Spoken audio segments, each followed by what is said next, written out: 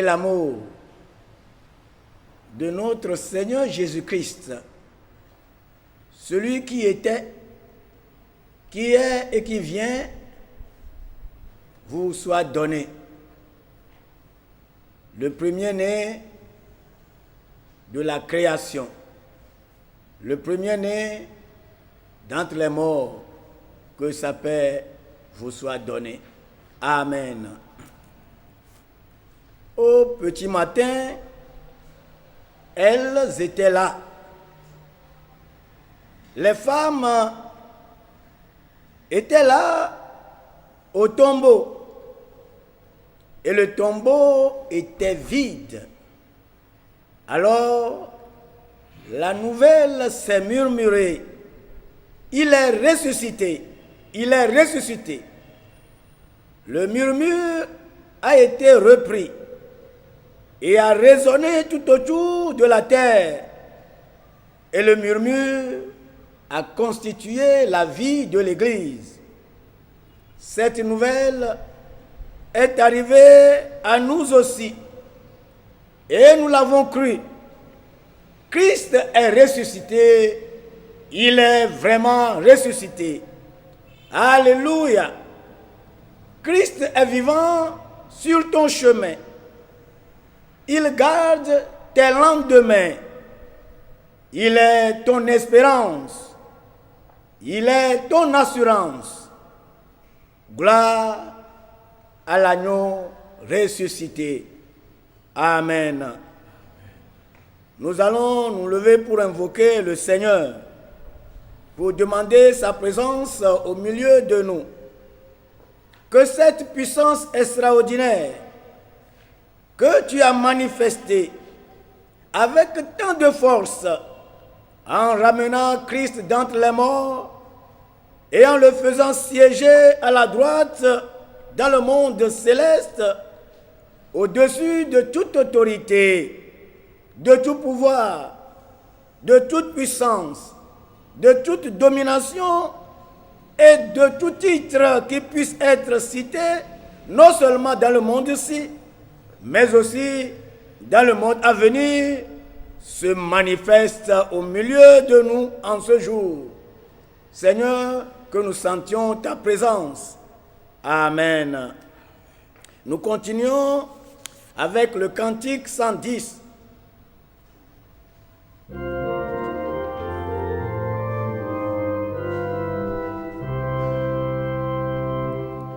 Brisant ces liens funèbres. Alléluia. Christ est sorti des ténèbres. Alléluia. Le ciel, la terre ont chanté. Alléluia. Jésus est ressuscité. Alléluia.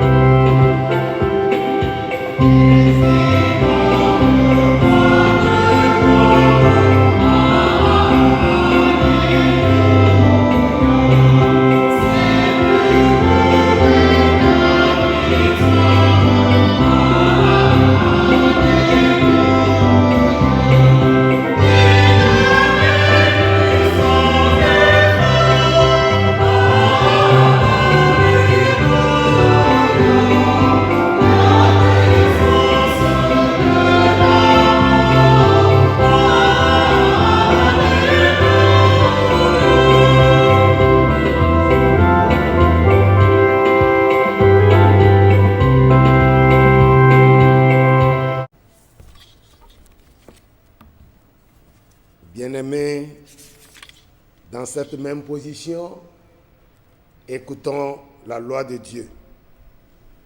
Christ a brisé ces liens funèbres de la désobéissance pour nous donner la vie. Écoutons l'histoire de cette désobéissance de l'homme. Nous pouvons manger tous les fruits du jardin, mais quant aux fruits de l'arbre qui est au centre du jardin, Dieu nous a dit, vous ne devez pas en manger, pas même y toucher, de peur d'en mourir. La femme vit que les fruits de l'arbre étaient agréables à regarder, qu'ils devaient être bons et qu'ils donnaient envie d'en manger pour acquérir un savoir plus étendu. Elle en prit un et en mangea. Puis elle en donna à son mari qui était avec elle, et il en mangea lui aussi. Et puis Adam s'enfuit et Dieu lui dit, « Où es-tu » Mon frère, ma soeur, cette parole vient résonner dans ton oreille ce matin. Où es-tu? Inclinons-nous pour la prière de repentance.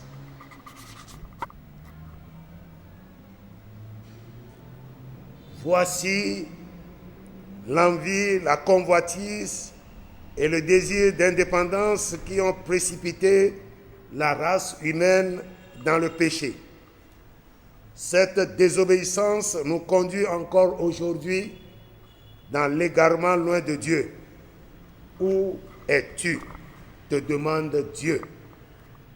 Venons devant le trône de la grâce, faisons une humble confession de nos péchés et implorons le pardon de Dieu. Cantique 100 de notre recueil Gloire à Dieu. Nous chantons la première et la deuxième strophe.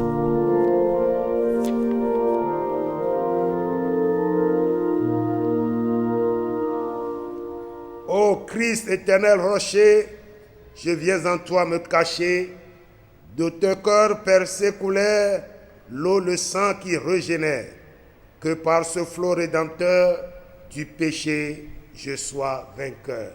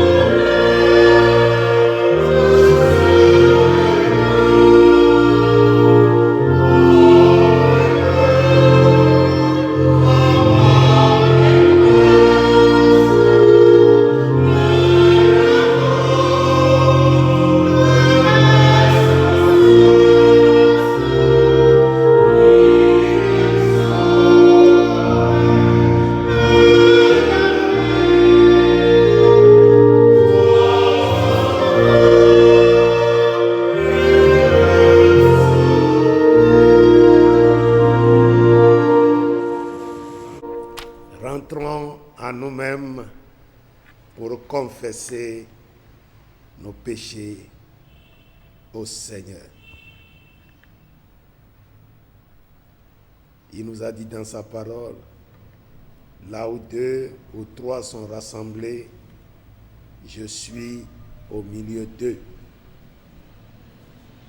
Crois qu'il est à côté de toi pour écouter ta confession.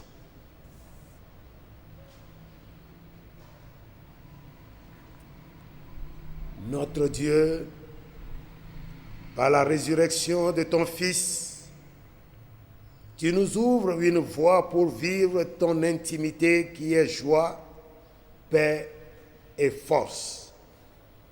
Mais nous nous détournons sans cesse de toi pour vivre dans la misère.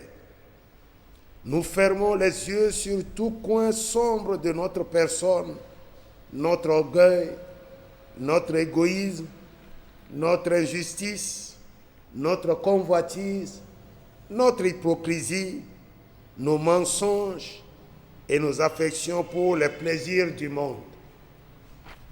Toutes ces compromissions nous séduisent et nous éloignent de toi. Nous t'en prions, Seigneur, que ta grâce nous conduise sur le chemin qui mène des ténèbres à la lumière et de la mort à la résurrection. Amen. La 3e strophe du cantique 100.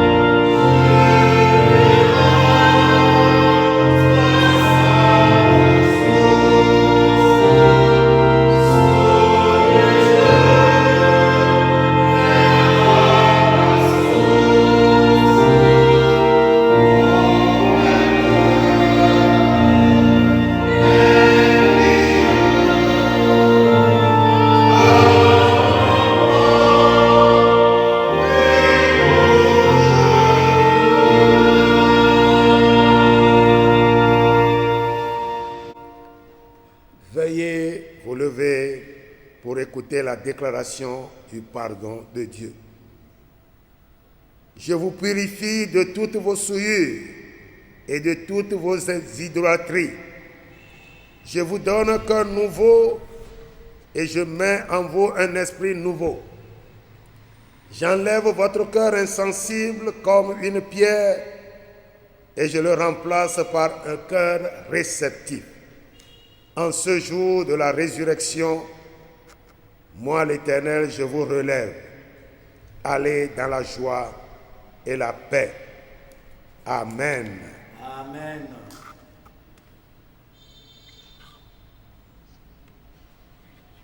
Ensemble, confessons notre foi avec le symbole de Nicée. Symbole de Nicée à la page 410 de notre recueil.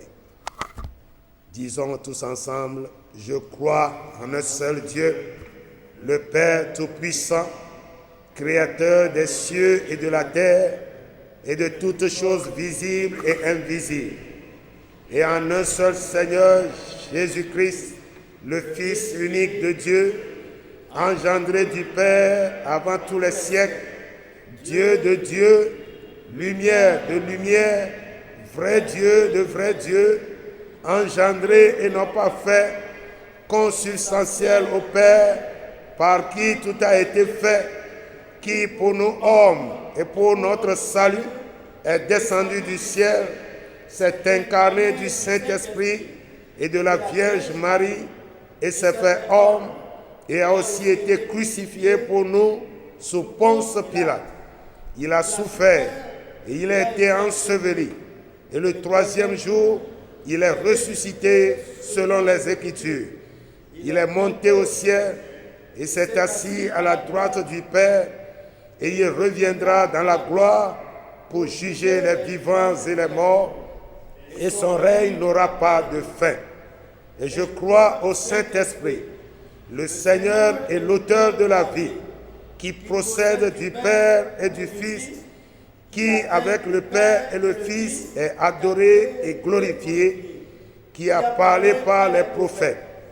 Et je crois une seule Église, sainte, universelle et apostolique. Je reconnais un seul baptême pour la rémission des péchés et j'attends la résurrection des morts et la vie du siècle à venir. Amen. Dans cette même position, ayant été libérés de nos fardeaux, louons le Seigneur avec quelques cantiques.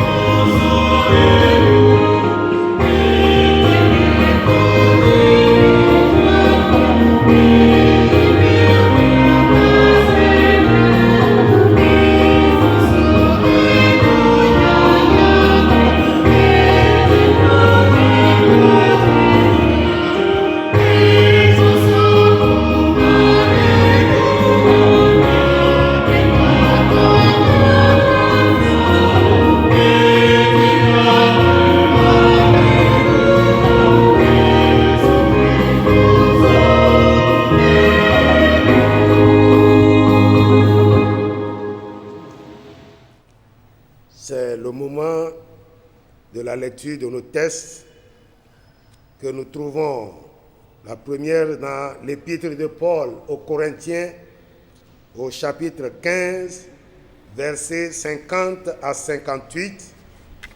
L'épître de Paul aux Corinthiens chapitre 15 versets 50 à 58 et la deuxième dans l'évangile selon Luc au chapitre 24, les 8 premiers versets. L'évangile selon Luc, chapitre 24, les 8 premiers versets. Prions le Seigneur. Illumine-nous, Seigneur, de ton esprit, afin d'être à l'écoute de ce que tu veux nous dire ce matin. Accorde-nous la grâce du silence intérieur pour que ta parole nous rejoigne et qu'elle parle à notre cœur. Amen. 1 Corinthiens chapitre 15, versets 50 à 58. Ce que je dis, frères, c'est que la chair et le sang ne peuvent hériter le royaume de Dieu et que la corruption n'hérite pas l'incorruptibilité. Voici, je vous dis un mystère. Nous ne mourrons pas tous, mais tous nous serons changés. En un instant, en un clin d'œil, à la dernière trompette. La trompette sonnera et les morts ressusciteront incorruptibles et nous serons changés. Car il faut que ce corps corruptible revête l'incorruptibilité et que ce corps mortel revête l'immortalité. Lorsque ce corps corruptible aura revêtu l'incorruptibilité et que ce corps mortel aura revêtu l'immortalité, alors s'accomplira la parole qui est écrite. La mort a été engloutie dans la victoire. Ô mort, où est ta victoire? Ô mort, où est ton aiguillon? L'aiguillon de la mort, c'est le péché, et la puissance du péché, c'est la loi. Mais grâce soit rendue à Dieu qui nous donne la victoire par notre Seigneur Jésus-Christ. Ainsi, mes frères bien-aimés, soyez fermes, inébranlables, travaillant de mieux en mieux à l'œuvre du Seigneur, sachant que votre travail ne serait pas vain dans le Seigneur. Amen. Veuillez vous lever pour écouter l'Évangile selon Luc au chapitre 24, versets 1 à 8. Le premier jour de la semaine, elles se rendirent au sépulcre du grand matin, portant les aromates qu'elles avaient préparés. Elles trouvèrent que la pierre avait été roulée de devant le sépulcre. Et étant entrées, elles ne trouvèrent pas le corps du Seigneur Jésus. Comme elles ne savaient que penser de cela, voici, deux hommes leur apparurent en habits resplendissants. Saisies de frayeur, elles baissèrent le visage contre terre, mais ils leur dirent: pourquoi cherchez-vous parmi les morts celui qui est vivant?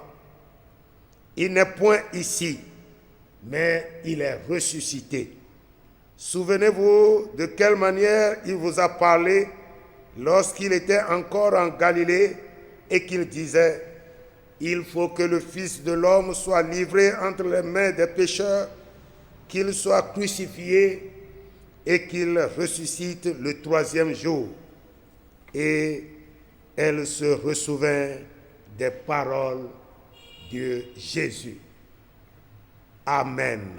Amen.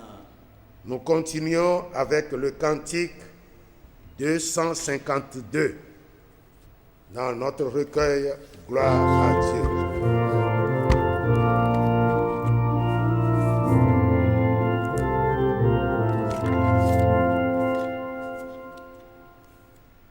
Ma vie, enfin, je te donne, ô Jésus, agneau de Dieu.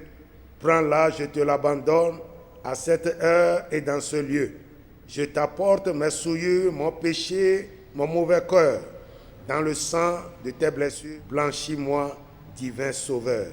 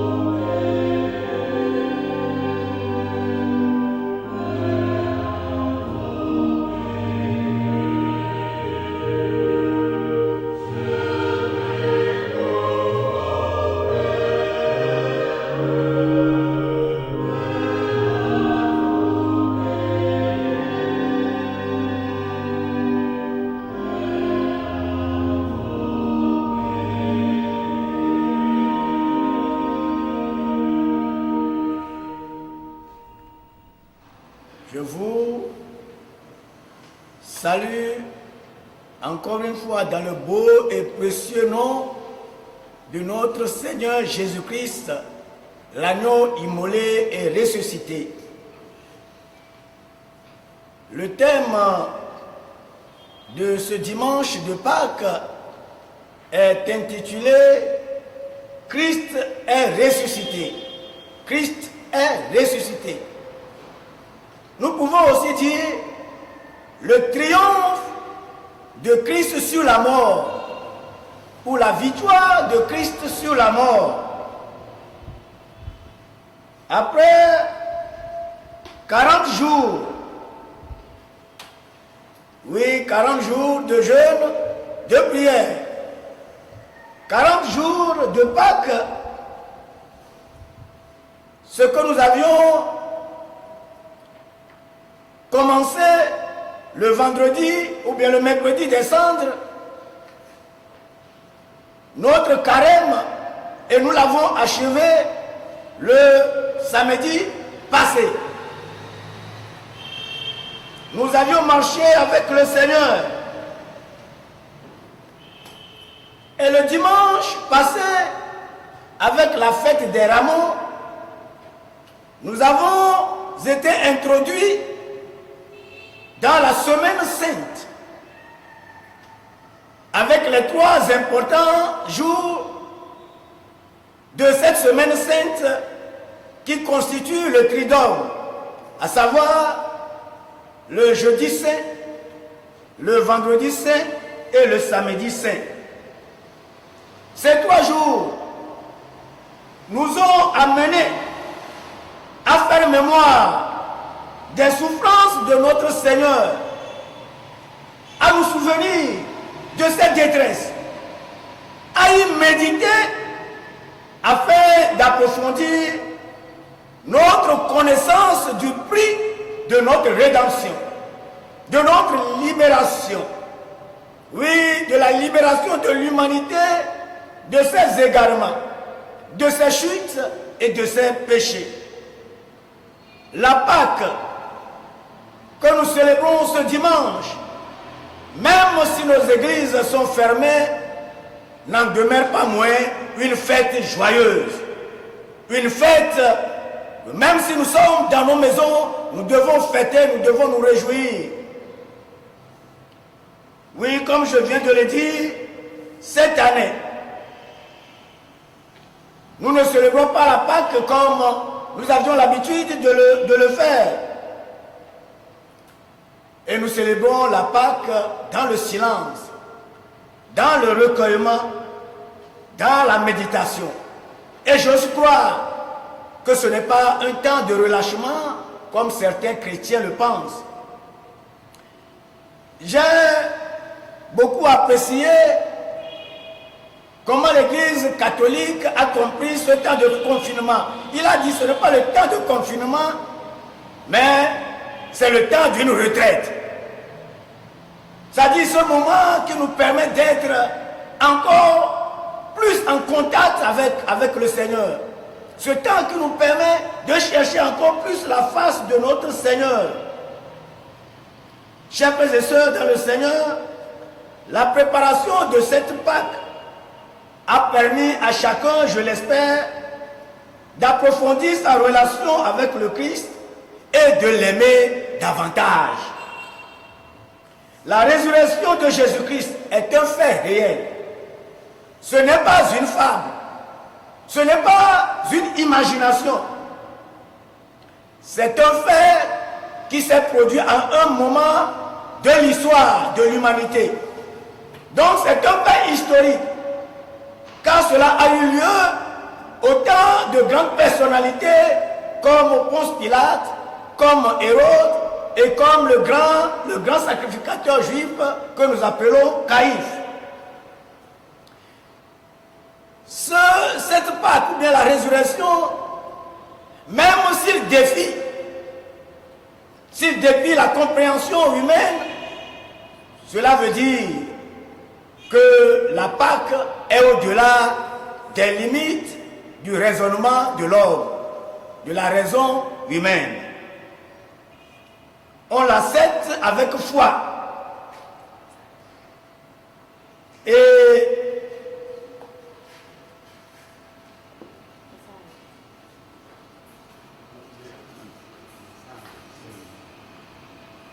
on l'accepte avec foi. Et il fait partie des mystères de Dieu. Donc la Pâque est un mystère. Tout à l'heure dans l'évangile, tout à l'heure dans l'épître aux Corinthiens, on nous a dit que c'est un mystère. Je voudrais vous parler d'un mystère. Donc la Pâque qui est la résurrection est un mystère. La résurrection est au cœur de la foi chrétienne. C'est une conviction et c'est autour de cette conviction que gravite la vie, notre vie, la vie du Christ, la vie de celui qui est disciple du Christ, la vie du chrétien. L'évangile qui vient d'être lu, c'est-à-dire l'évangile selon Luc au chapitre 24, versets 5 à 6 nous dit ceci. Pourquoi cherchez-vous parmi les morts celui qui est vivant? Il n'est pas ici. Il est revenu de la mort à la vie. Alléluia. La résurrection. Voilà ce qui a fortifié la foi des premiers disciples.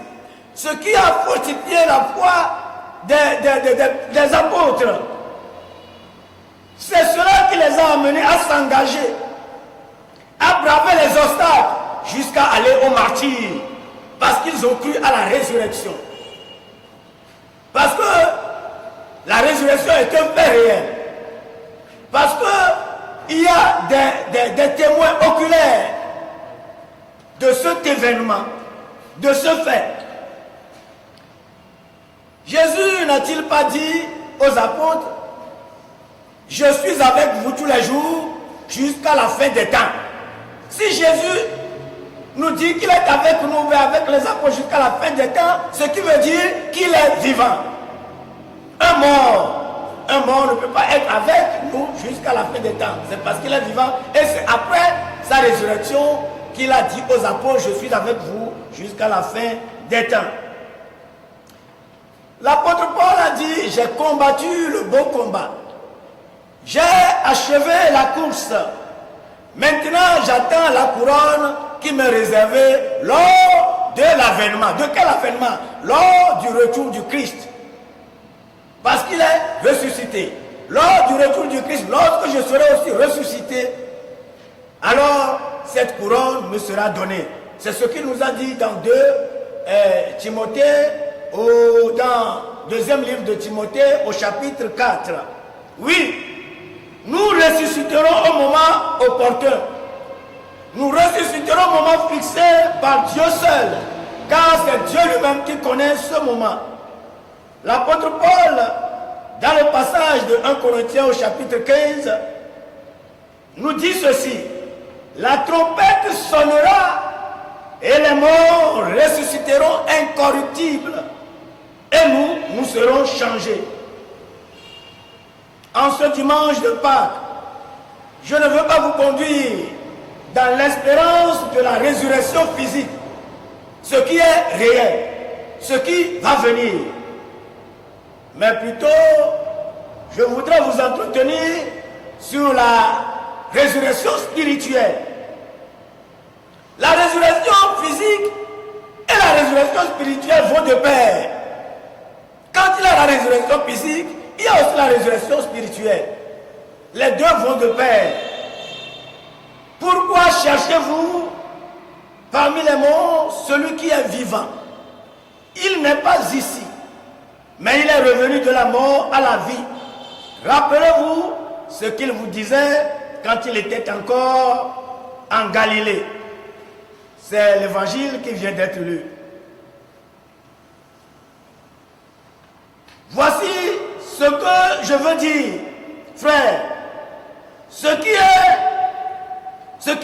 fait de la chair et du sang ne peut avoir part au royaume. Ce qui est mortel ne peut participer à l'immortalité. Nous dit Paul dans l'épître de Corinthiens. Lui qui nous dit, pourquoi cherchez-vous parmi les morts celui qui est vivant? Il n'est pas ici. Il est de la mort pour entrer dans la vie. Et l'Épître aux Corinthiens nous dit, voici ce que je veux vous dire, frères. Ce qui est fait de chair et du sang ne peut avoir part au royaume. Ce qui est mortel ne peut participer à l'immortalité. Avant de prétendre à la résurrection bienheureuse, à cette résurrection physique lors de l'avènement du Christ, il faut d'abord une première résurrection. C'est la nouvelle naissance. La résurrection, c'est un changement.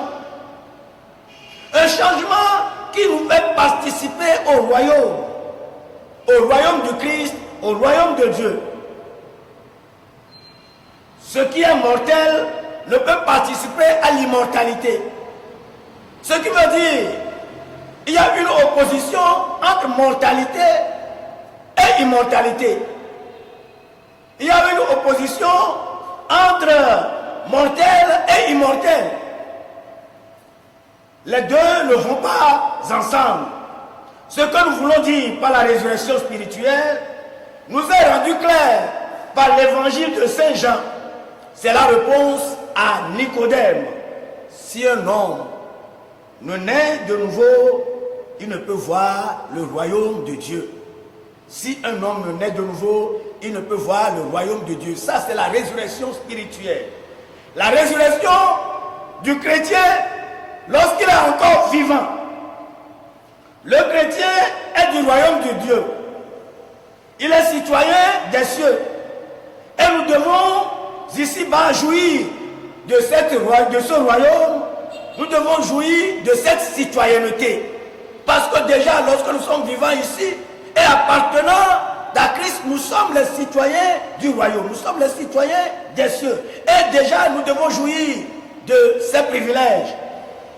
La chair et le sang, la corruption ne peuvent hériter le royaume. La chair et le sang, c'est l'homme charnel, c'est l'homme animal.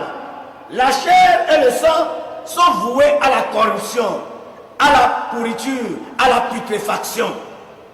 Pourquoi cherchez-vous parmi les morts celui qui est vivant? Jésus-Christ étant mort il y a 3 jours, il doit déjà commencer par sentir, par pourrir. Mais ce n'était pas le cas. Il est vivant. Et de surcroît, le tombeau était vide. En tant que chrétien, tu ne dois pas te retrouver parmi les morts, mais tu dois être vivant.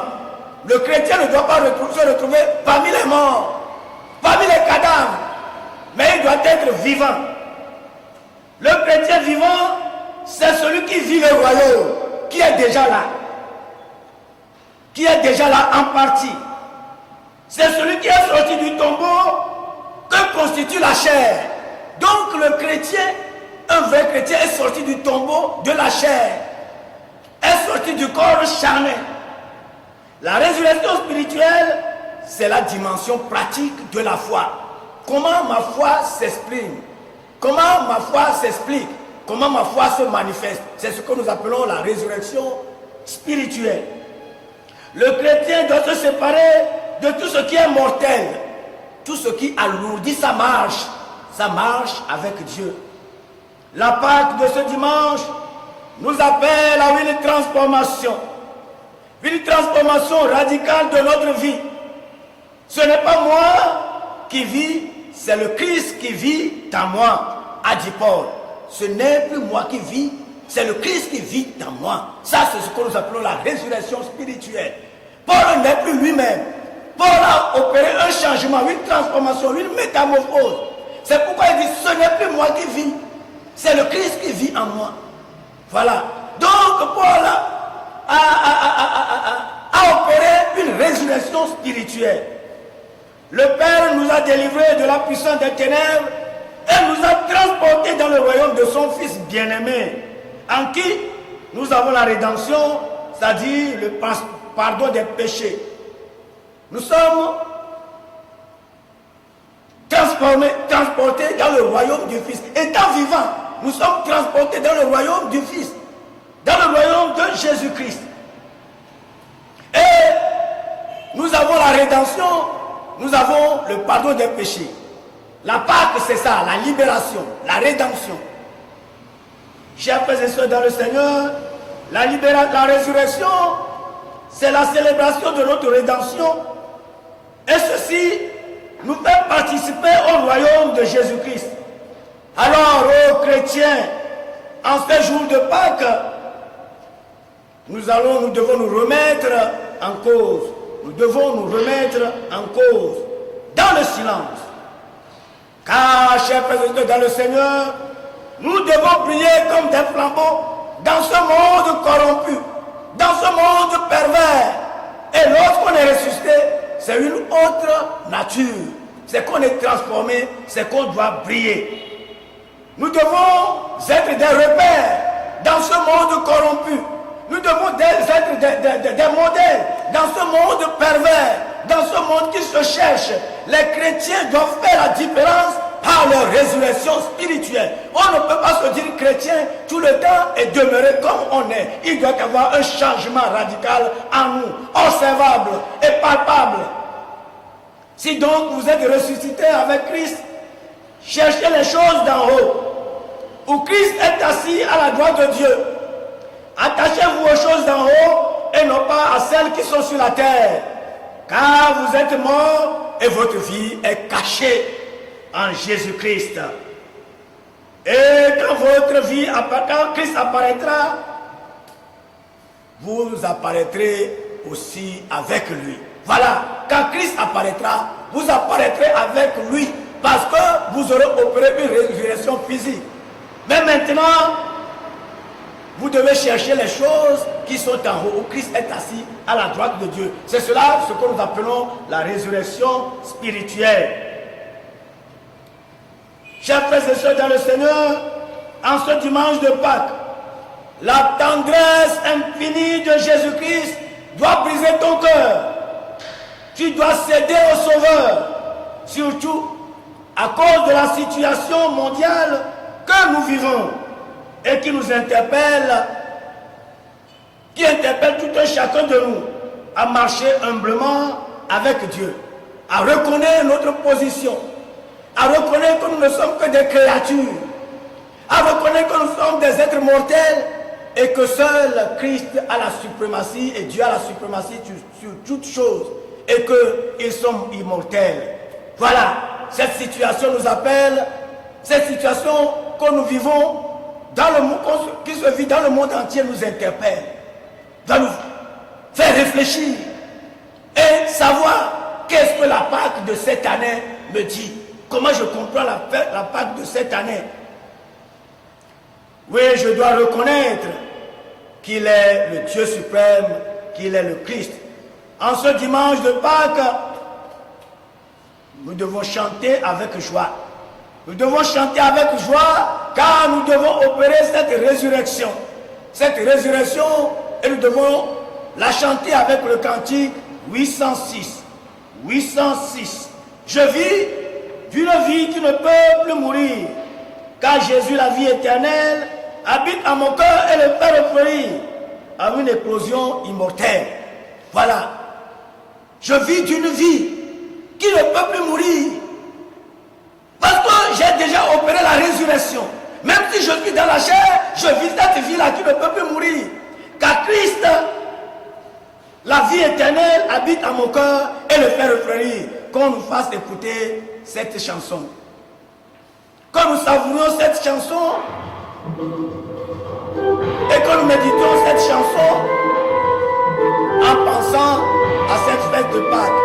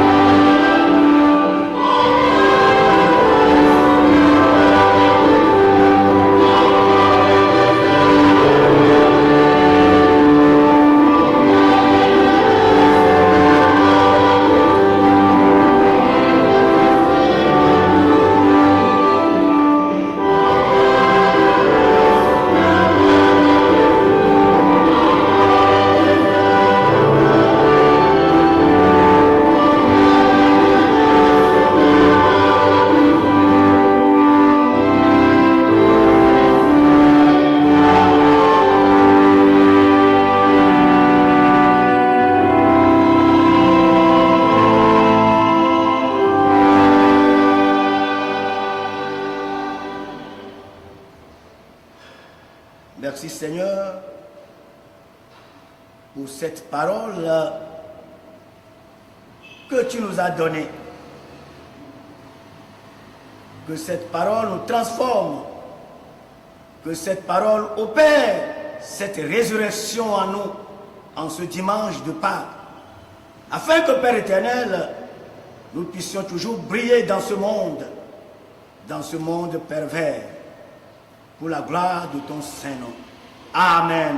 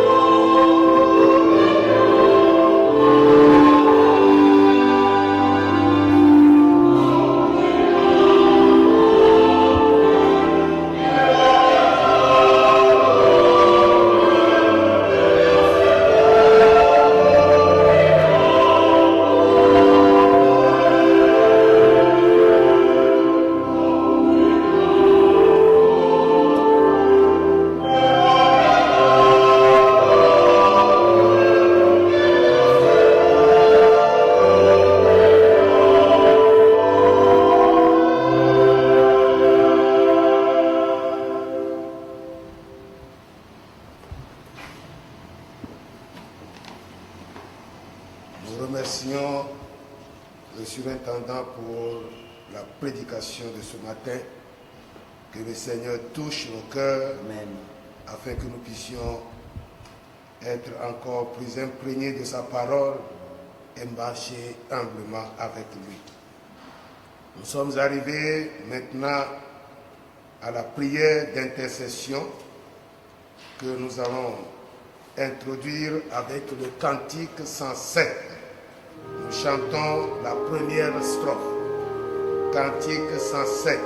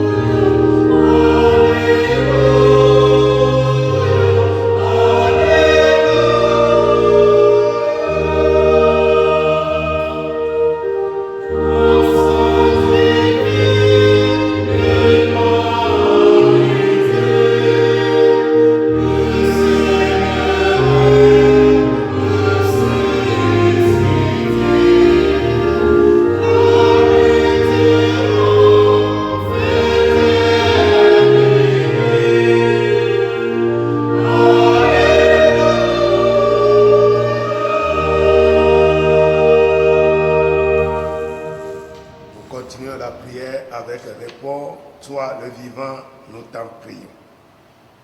Jésus, Fils de Dieu, Prince de la vie, nous te prions, en ce jour où tu as vaincu la mort, fais-nous vivre de la vie en abondance que toi seul peux donner. Que ton Église rende fidèlement témoignage de ta résurrection à travers ses actes. Toi, le vivant, nous t'en prions. Tu es entré dans la gloire à travers la souffrance. Toi qui as vécu les plus atroces souffrances, viens en aide à ceux qui souffrent. Console ceux qui traversent les douleurs de la séparation et comble-nous de tes riches bénédictions. Toi, le vivant, nous t'en prions. En ce jour de la célébration de ta résurrection, nous élevons nos regards vers toi, Seigneur Jésus-Christ. Que par tes meurtrissures et ta puissance, cette maladie de Covid-19 qui n'épargne aucun pays et qui cause tant de morts soit vaincue. Amen. Pour les traitements qui sont appliqués et qui font leur preuve, nous te disons merci. Alléluia. Pour les recherches en cours, Seigneur, toi qui maîtrises l'univers, nous te faisons confiance. Amen. Guéris les malades, console ceux qui ont perdu leur chair et protège ceux qui sont sains. Dans cette situation de stress, de peur et de confusion, Seigneur, nous élevons nos regards vers toi. Éloigne de nous des tentations et donne-nous l'obéissance en ce temps de crise sanitaire pour suivre les mesures barrières mises en place pour notre bien-être. Qu'à travers cette situation, nous reconnaissions nos limites humaines, que tu es le maître de l'univers, que toi seul connais nos destinées et que toi seul as la solution appropriée. Toi, le vivant, nous t'en prions. Nous continuons avec la troisième strophe de notre cantique 107.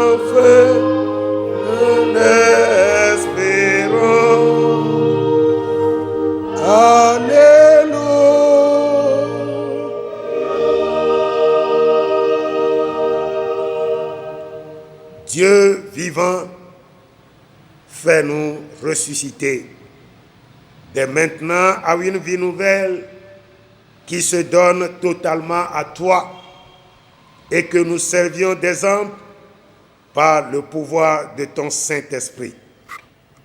Seigneur, par la puissance de ta résurrection, arrache-nous des ténèbres et de ce monde mauvais et fais-nous vivre les réalités célestes de ton royaume. Ainsi, nous fuirons les convoitises, les intérêts personnels pour te servir avec fidélité. Toi, le vivant, nous t'en prions. Toi, le vivant, nous T'en prions. Amen. Notre Père qui es aux cieux, ton Père, que ton nom soit sanctifié, que ton règne vienne, que ta volonté soit faite sur la terre comme au ciel. Donne-nous aujourd'hui notre pain de ce jour. Pardonne-nous nos offenses, comme nous pardonnons aussi à ceux qui nous ont offensés, et ne nous soumets pas à la tentation, mais délivre-nous du mal, car c'est à toi qu'appartiennent le règne, la puissance et la gloire pour les siècles des siècles. Amen. Que tous ceux qui respirent, nous terminons notre adoration avec le cantique 120. Cantique 120.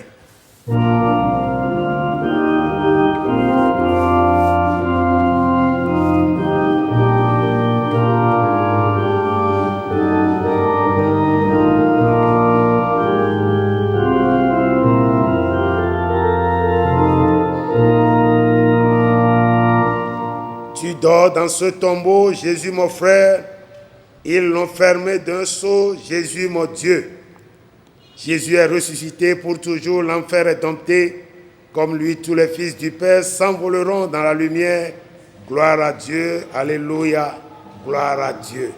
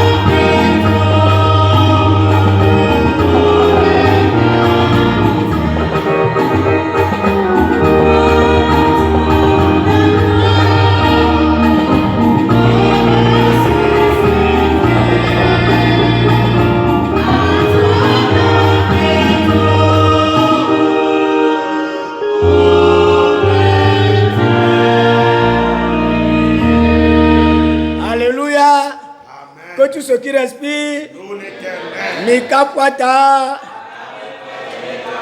Recevons la bénédiction de la part du Dieu Tout-Puissant.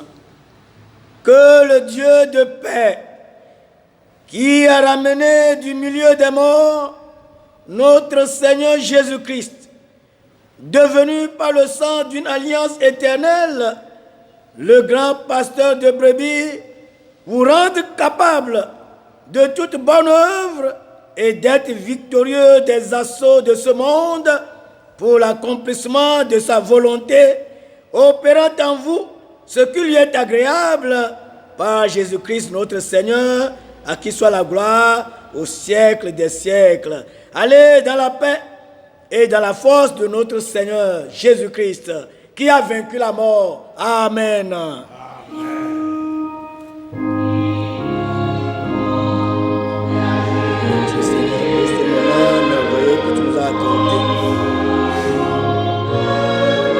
C'est toi qui donnes le pouvoir et le faire. Nous te remercions comme une fois pour tout ce que tu as accompli dans nos vies. Tout ce que tu as accompli à travers ce pays, tout ce que tu as accompli à travers tout ce qui nous écoute, ce qui perd de notre éternel. L'éternel puissance sur nous et que nous opérons réellement cette résurrection que tu as accordée.